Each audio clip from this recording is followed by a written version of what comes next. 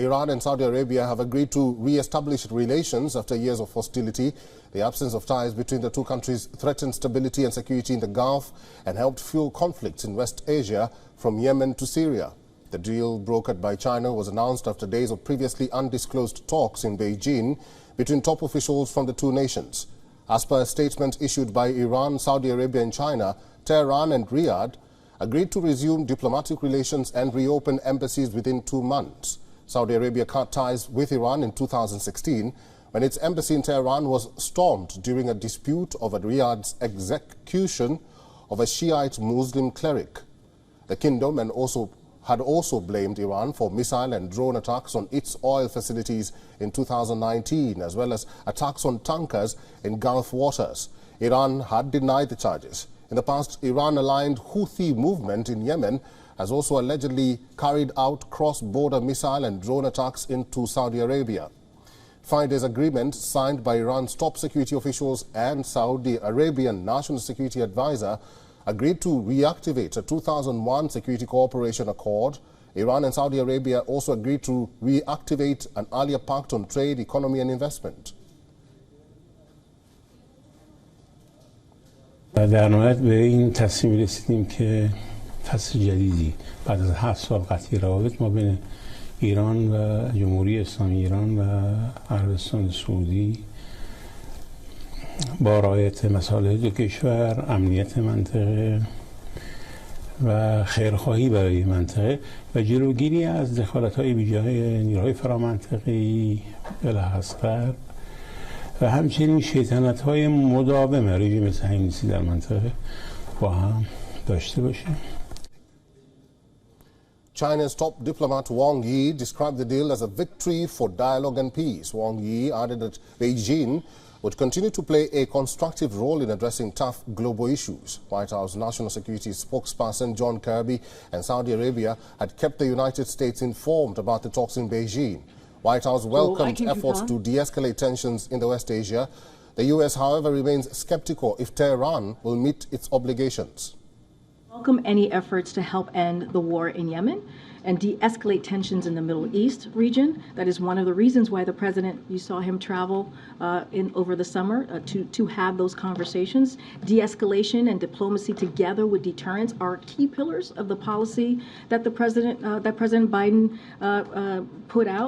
outlined during his visit in July in the region. So again, de-escalation, tensions in the Middle East clearly is a priority, and he welcomes that.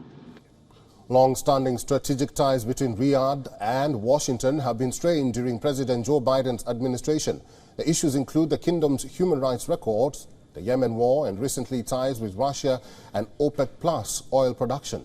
In contrast, Saudi Arabia's growing ties with China were highlighted by the high-profile visit of President Xi Jinping 3 months ago. Friday's announcement came on the day Xi clinched a third term as China's president amid a host of challenges. Meanwhile, a senior Israeli official said Tel Aviv's bid to normalize ties with Saudi Arabia will not be hurt by Riyadh's rapprochement with arch foe Iran. There has been no official response from the Israeli government on the Chinese brokered restoration of ties. Netanyahu has said he wants full diplomatic ties with Saudi Arabia, expanding on deals reached with the UAE and Bahrain in 2020 under U.S. brokership. Former Israeli Prime Minister Naftali Bennett harshly criticized the restoration of ties between Saudi Arabia and Iran. He said it represented the failure of Israeli efforts to create a regional alliance against Iran and blamed the Netanyahu government.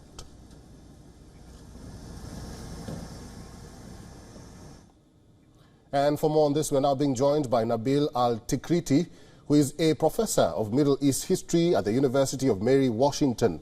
Nabil, welcome to the program. What was your reaction when longtime arch-rivals decided to end years of hostilities and, work together, all this mediated by China? I have to admit I was quite surprised, as I think many people in the U.S. were, because as far as I could tell, there was no lead-up to this whatsoever. So it blindsided at least those who are not in the intelligence services who might have known about it, but at least at the public level, nobody here had any idea it was coming. Nabil, what is the impact of this deal going forward, and what does it mean for China to be labeled a mediator? Well, it strikes me as a victory for Chinese diplomacy, which is not a sentence that I've heard quite a lot of in my lifetime.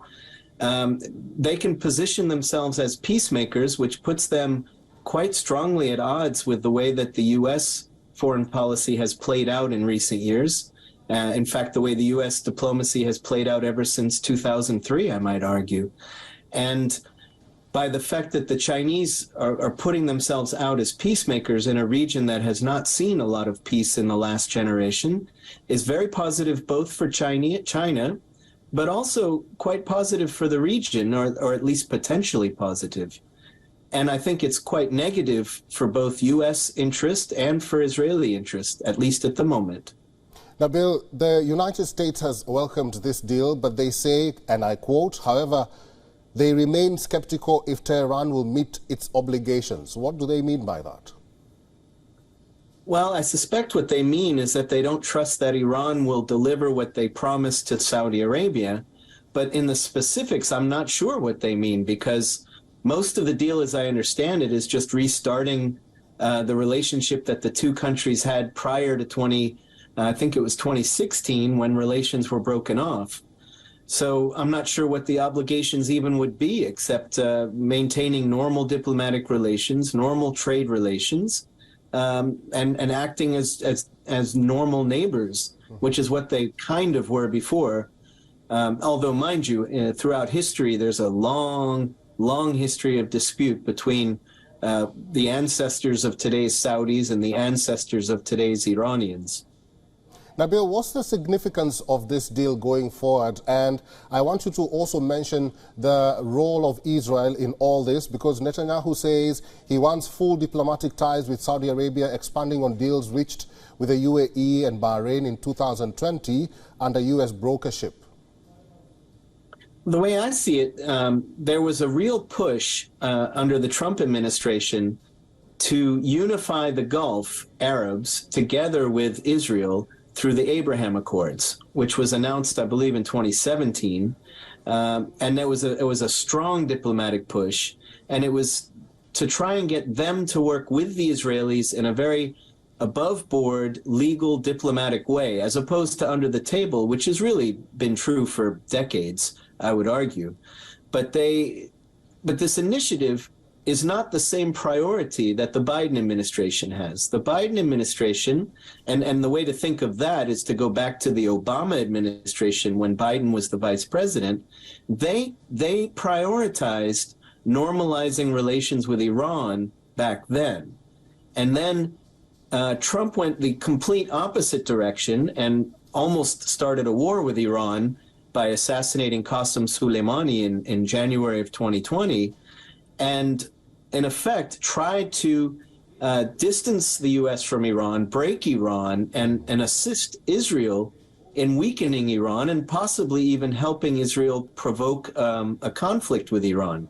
That's the way things had been heading. Under the Biden administration, priorities have changed. I wouldn't say the overall desires have necessarily changed, but the priorities have changed. And the biggest change is what happened when Russia invaded Ukraine. Right. That turned everything from the Middle East in general to Eastern Europe. And it got down to the level of where funding in education went. So instead of funding education in Turkish, for example, they shifted it over to Russian at the level of higher ed state funding. So it's throughout the federal bureaucracy that they turned everything on a dime from Middle East to Eastern Europe. And in effect, this is one of the knock-on results of that turn in policy. In addition to going all the way back to the Obama policy of trying to normalize things with Iran, Right. And not prioritizing Israel. Okay, we have to end this discussion here. I've been talking to a professor of Middle East history at the University of Mary, Washington. His name is Nabil Al-Tikriti. Nabil, thank you very much for giving us time today. Thank you very much for having me. WION is now available in your country. Download the app now and get all the news on the move.